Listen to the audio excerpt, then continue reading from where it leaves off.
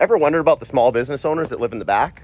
Well, I lived in a one-room mezzanine without outside windows in my automotive dealership in a bay in the industrial area for a year with 2 dogs. Here's what it was like. This whole crazy story starts in October of 2022, when after a lifetime of having disgruntled neighbors and 2 years of searching, I finally found the country acreage of my dreams. It had a beautiful house, 2 big shops, and enough space for me to fulfill my childhood dream of having my own racetrack. So I bit the bullet and put in my first ever $1 million conditional offer.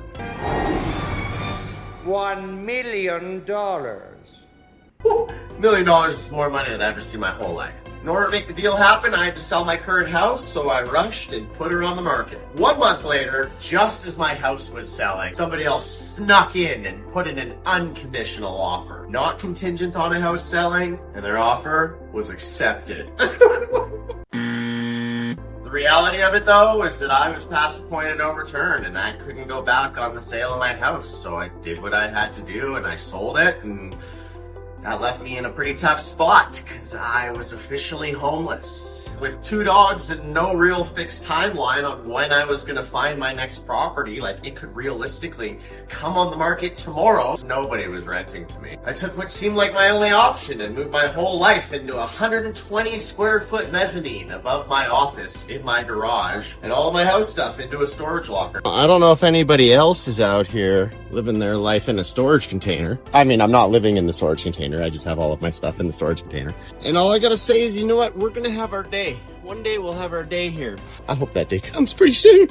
I was pretty stressed out about the idea of living in my garage, but my realtor was confident that I was gonna find something right away. I should have known a little better, because I'd been looking for 2 years and had only found one place, but I said, all right, what other options have I got? Watched every single listing come up every single day, staring, waiting, watching, as 1 month turned into 2, turned into 3. And I'm gonna tell you a little bit about what it was like. Now, right now, it's perfect because there's nobody around. It's a Sunday afternoon. But on a weekday morning, this place is teeming. The summertime is easy, but the winter was definitely interesting because when it snowed a bunch, we are in Calgary here after all, I can't have my neighbors seeing footprints walking out without footprints walking in. I'd have to sneak around the back in the mornings and then walk out here and then walk up to here and then have new footprints and have it the only set of footprints and then walk in as if, oh yeah, look at, I'm just here for the first time for the morning. At this point, the possibility of massive failure was very real. Like, if I had been caught, my life would have been over as I knew it. Started with my dogs and I having no place to live. Then I would lose the lease on my garage, which is where I was operating my business from. Then I'd lose my business because I wouldn't have a place to operate from. Then I lose my means of income, and then I can't even show that I have made any money, which means that I wouldn't be able to qualify to get a new property at all. Everything I would have been working for over the past 10 years would just be completely gone. I would be completely fucked. Which is the reason that I was crazy enough to do the whole footsteps in the snow thing. This whole operation just had to work. There was no other way. It wasn't even in a real room, like it was a storage room. We had to do a bunch of work to it before I was even ready to move in. And coming inside, we've got the young one, Rusty. Oh, little Rusty. And then we've got my dirt bike, we've got my track bike, we've got Coco, of course. Hi, sweetie, what a good girl you are. We've got a engine block coffee table here, which actually spins. We've got a motorcycle collection here. We've got some 30s over here, which are for the project behind door number 1. The Mega Mini truck. First off, we'll start into the shop bathroom. Here's my shower. It just hooks up to the faucet there. And the water heater here is absolutely tiny. So I get about a 30-second shower, which is just great. I'm looking forward to not having to wear slippers in here either and actually having a real shower. Now we've got the Mega Mini truck. This is SEMA 2024's entry. This is going to be a truck that does all sorts of crazy things. Dancing bed, spinning wheels in the air. This truck was at SEMA 2019, and when it was brought back to Calgary, it disappeared from the body shop it was at. But it didn't actually disappear. It was stolen by its previous owner in order to make an insurance claim. That is a story for another video. If you want to see that, make sure you subscribe. Here is a 30 compared to how big Rusty is. Perfect spot there to sit Rusty Buds. Thank you. It's actually taller than him. It's crazy, like, and that's where it sits on the truck. And moving into the back here, a couple dealership vehicles. If you look real closely up there, you'll see what is my bedroom. It's certainly been interesting living here. If anything, it's saved me a lot of money. My mortgage at my house was about $2,600 a month plus utilities, and I had one roommate who was paying the amount of what's pretty much just the utilities plus a little bit more. And here, it's cost me nothing because I was already paying rent here anyways, so this was just my parts room before.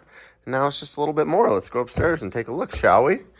Kept some stuff on the stairs here, just so you know it doesn't seem too out of the ordinary. We've got my shower slippers there, and then coming up here, we have got my studio apartment slash bedroom. Of course, you got to take your shoes off coming into here. And here we've got my setup for the last while. It's been pretty cold in the winter and hot in the summer. Just want to document this moment here. Living in my shop. This is where I do my laundry. I'm at the Road King truck stop. And it's just me here doing my thing on a Sunday. None of the truckers do their laundry on Sunday, apparently. Well, they all have homes to go to do it. But is what it is, man. Working through the bad to get to the good. It's got nice flooring. Walls were done. Wallpaper. Got my king bed here. My dogs pretty much sleep on there with me. Couch there for chilling. We've got a desk here for working. Mantle for the fireplace. It's electric, but it's still kind of sweet. You come out here, and although there's no outdoor window, there's still window into the shop. And you get to look at your projects every single morning and night. Going back here, we've got my kitchen slash wardrobe area. Got my electric burners, which is really all you need. I'm kind of running low on supplies right now. And then back here, we've got some weird curtains. These are actually covering up parts. Lots and lots and lots of parts, because this was my parts room before, so they still had to go somewhere. And now I've just kind of hidden them very tightly compact back there, and now it's giving me this room. I'm a single man in my 30s, but for all of 2023, I didn't go on a single date because I was too embarrassed to bring a girl back to my concrete walled mezzanine in the middle of the industrial area. And let's face it, she probably wouldn't have even come as soon as we pulled into the industrial area anyways. So yeah, plus my little to no social life meant that I was just working from the second I woke up to the second I went to bed. Every single day. All day. 7 days a week. And I often found myself thinking, what am I doing with my life? I'm alive! I should just buy something and move on from this. But then at the same time, I didn't want to settle on somewhere that wasn't like my dream property just because I needed somewhere to live at that time. So I just kept sticking it out, all the while making sure to tread lightly because I wanted to make sure that I didn't get busted. Came kind of close because I like to work nights, like pretty late, and Coco is a little bit of a barky dog. And the neighbors like to work early. They start at 6 in the morning and then they go till 4. And there's a mezzanine in their spot over there. And in the mornings, they'll come in sometimes and bang some metal around upstairs, and Coco hears them. And Coco will start to bark. And I have to like jump on her before she does anything and cover her snout.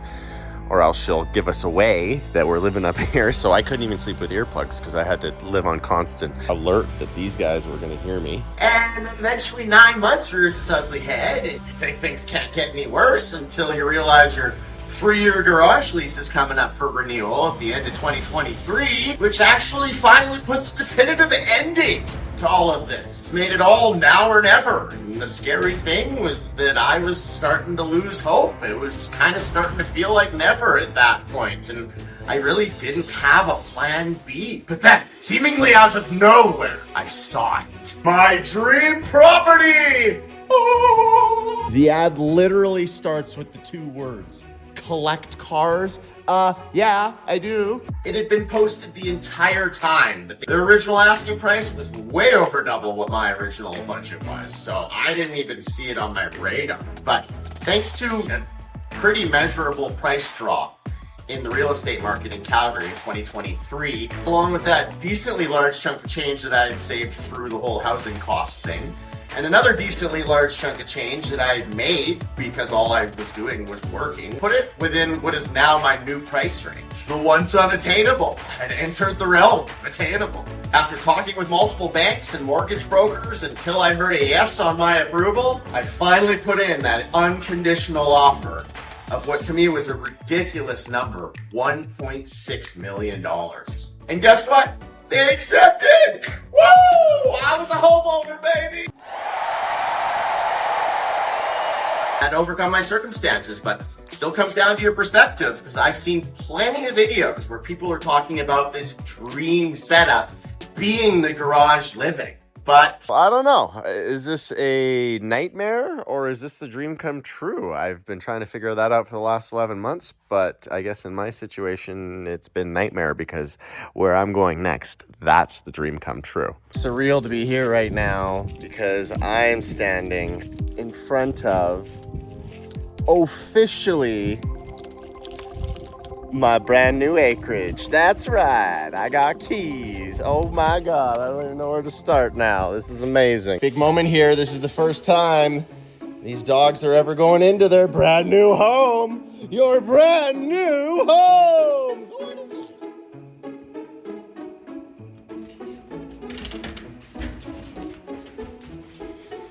Look at this place. I have a home. I've been waiting for so long to finally have a home. This is so nice. Look at this stonework. This is pretty wild. Holy, it's all empty up here. Oh my God, look at all this cocoa. Look at this is your room. Look at this view out here. Oh my God. That is absolutely legendary. There's air conditioning in this house. Obviously a furnace. Nice bathroom. Chilling area up here. Come and look down. Oh, I'm so excited. those last 2 months before possession seemed to last forever. But it was super weird because they had a different energy to them. Like, I had this dream place to look forward to. So even though I was doing the exact same thing, living in the exact same place, I felt happy and excited, and it just is wild. It just comes down to your state of mind, which creates your own happiness. You really do create your own happiness. Once you realize that, it really allows you to harness your own happiness. It's meant.